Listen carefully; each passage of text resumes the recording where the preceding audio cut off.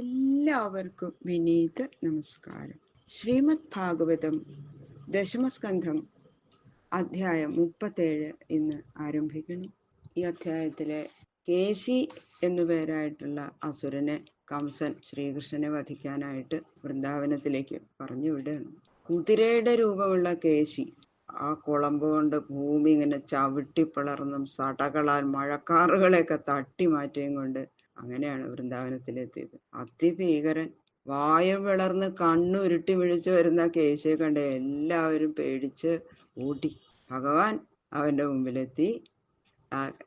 ഭഗവാനെ അങ്ങോട്ട് കണ്ടില്ലേ, ഭഗവാന്റെ മാറിടത്തിൽ അങ്ങോട്ട് ചവിട്ടാനായിട്ട് ഭാവിച്ചെങ്കിലും ഫലിച്ചില്ല, ചവിട്ടാൻ സാധിച്ചില്ല. അപ്പൊ കൂട്ടനെ കടിക്കാനായിട്ട് കേശി വായും വിളർന്നു വന്നു.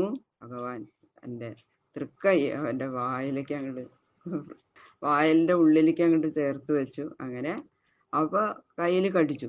പഴുപ്പിച്ച കാരിരുമ്പില് കടിച്ച അനുഭവമാണ് അപ്പൊ കേശിക്ക് ഉണ്ടായതാന്ന് പറഞ്ഞു ഭഗവാന്റെ കയ്യിൽ കടിച്ചപ്പോ. അങ്ങനെ അവന്റെ പല്ലൊക്കെ കൊഴിഞ്ഞുപോയി. കൈ ഇങ്ങനെ കടിച്ചു നിൽക്കല്ലേ, തുപ്പാനും വയ്യ, ഭയങ്കര ചൂട്, സഹിക്കാൻ വയ്യാതെ കേശി പെടഞ്ഞ് വീണു. അങ്ങനെയാണ് കേശിയെ വധിച്ചത് ഭഗവാൻ. അങ്ങനെ കേശിയെ നിഗ്രഹിച്ചത് കണ്ടിട്ട് സന്തോഷം കൊണ്ട് ദേവന്മാര് ഭഗവാന്റെ ശിരസ്സിലെ പുഷ്പവൃഷ്ടി ചെയ്തു.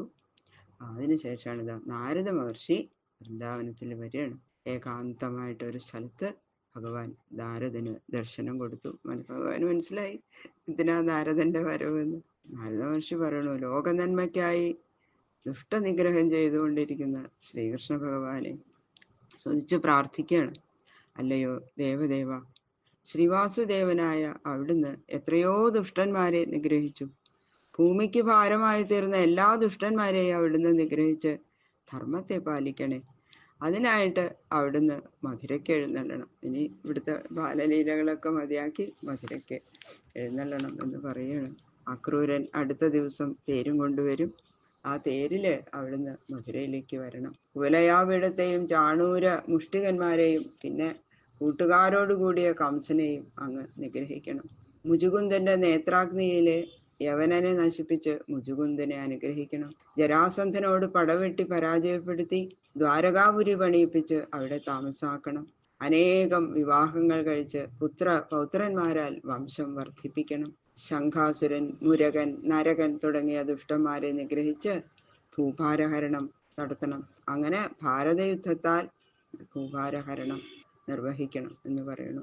യുദ്ധത്തില് അവിടുന്ന് അർജുന സാരഥിയായി ശോഭിക്കണം. വിശുദ്ധ ജ്ഞാനസ്വരൂപിയും മായാതീതനും ചരാചര ചക്രവർത്തിയുമായ അവിടുത്തെ അടിയനിത നമസ്കരിക്കുന്നു എന്നിങ്ങനെ പ്രാർത്ഥിച്ച് നാരദ മഹർഷി ഭഗവാന്റെ അനുമതിയോടുകൂടി എഴുന്നള്ളി. ഇതൊക്കെയാണ് ഈ അധ്യായത്തിൽ വിവരിക്കുന്നത്. അഥ ശ്രീമദ് ഭാഗവത ദശമസ്കന്ധ സപ്തത്രിംശോധ്യായ. ഓം നമോ ഭഗവതേ വാസുദേവായ. ശുക്ലാംബരധരം വിഷ്ണും ശശിവർണം ചതുർഭുജം പ്രസന്നവദനം ധ്യായേൽ സർവവിഘ്നോപശാന്തയേ. ഗുരവേ സർവലോകാനാം ഭിഷജേ ഭവരോഗിണാം നിധയേ സർവവിദ്യാനാം ദക്ഷിണാമൂർത്തയേ നമഃ. പീതാംബരം കരവിരാജിത ശംഖചക്രകൗമോദകീ സരസിജം കരുണാസമുദ്രം രാധാസഹായം അതിസുന്ദരമന്ദഹാസം വാതാലയേശമനുഷം ഹൃദി ഭാവയാമി. കഥാമയും ഭാഗവതാഭിധാനാം ഹരേ തനും തേ ചരിതേ സ്തുതി യഥാമതി ത്വൽപരിതോഷകാമസ്തൗമി. പ്രസീദാച്യുത മാരുതേശ. കോമളം കൂജയൻ വേണും ശ്യാമളോയം കുമാരക. വേദവേദ്യം പരം ബ്രഹ്മ ഭാസതാം പുരതോ മമ. ഓം നമോ ഭഗവതേ വാസുദേവായ. ഓം നമോ ഭഗവതേ വാസുദേവായ. ശ്രീശുക ഉവാച കേശീതു കംസപ്രഹിതകുരൈർമഹീം മഹാഹയോ നിർജ്ജരയന്മനോജവ സടാവധൂതാഭ്രവിമാനസങ്കുലം കുറുവൻ നഭോഹേഷിതഭീഷിതാഖില. കംസനയച്ച കേശി എന്ന അസുരൻ അതിഭീകരനായിട്ടുള്ള ഒരു കുതിരയുടെ വേഷം ധരിച്ച് ആ കുതിരകളെ പോലെ അതികഠിനങ്ങളായ കുളമ്പുകൾ കൊണ്ട് ഭൂമി അങ്ങനെ പിളർന്നുകൊണ്ട് പൊടി പറപ്പിച്ചുകൊണ്ട് ഭയങ്കര മനോവേഗത്തോടെ 4 ഭാഗത്തും അങ്ങോട്ട് പാഞ്ഞു തുടങ്ങി. ഭീകരനായിട്ടുള്ള ഒരു കുതിര. കണ്ട കുതിരയുടെ രൂപമാണ്, പക്ഷെ സാധാരണ കുതിരയെക്കാളൊക്കെ വളരെ വലിപ്പമുള്ള കുതിര. അത്യുന്നതങ്ങളായ സ്കന്ധരോമങ്ങളെ ഉയർത്തി നിർത്തി ആകാശത്തിലുള്ള മേഘങ്ങളെയും ദേവവിമാനങ്ങളെയും കേസരങ്ങളുടെ കാറ്റിന്റെ ശക്തി കൊണ്ട് 4 ഭാഗത്തും പറപ്പിക്കുക എന്നാ പറഞ്ഞത്. അപ്പൊ എത്ര ഉയരണ്ടാവും അവന്? വിമാനങ്ങളൊക്കെ പറന്നു പോണു അവന്റെ കേസരങ്ങളുടെ കാറ്റിന്റെ ശക്തി കൊണ്ട്. സകല ലോകത്തിലുമുള്ള ജീവജാലകങ്ങളും ഭയപ്പെട്ടു അവന്റെ. അങ്ങനെ വിറയ്ക്കത്തക്ക വിധത്തിലുള്ള ആ കുതിരയുടെ ശബ്ദങ്ങൾ അങ്ങോട്ട് അതിഭീകരമായിട്ടുള്ള ശബ്ദം പുറപ്പെടുവിച്ചു ആ കേശി. വിശാലനേത്രോ വികടാസ്യ കോട്ടരോ ബൃഹദ്ഗളോ നീലമഹാംബുദോപമ ദുരാശയ കംസഹിതം ജിഗീർഷിഷുർ വ്രജം സനന്ദസ്യ ജഗാമ കമ്പയൻ.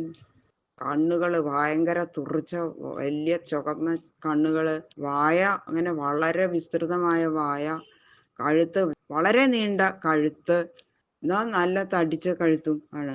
വളരെ നീണ്ടതും തടിച്ചതുമായിട്ടുള്ള കഴുത്ത്, നിറോ മഹാമേഘം പോലെ നീല നിറത്തിലുള്ള നിറം.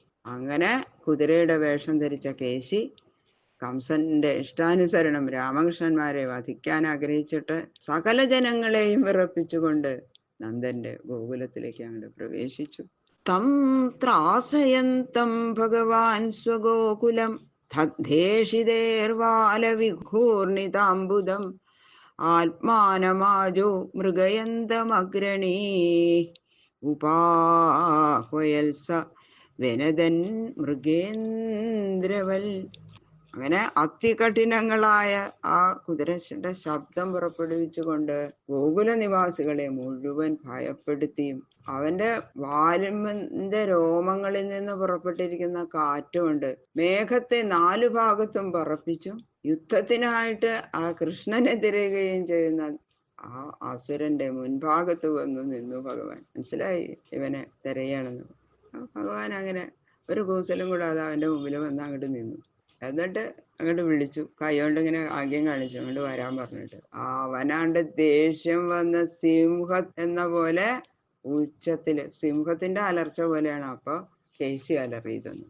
സതം നിശാമ്യാഭിമുഖോ മുഖേനഖം പിബന്നിവാഭ്യദ്രവദാത്യമർഷണ ജഘാനപദ്ഭ്യാം അരവിന്ദലോചനം ദുരാസദ ചണ്ഡജവോ ദുരത്യയ.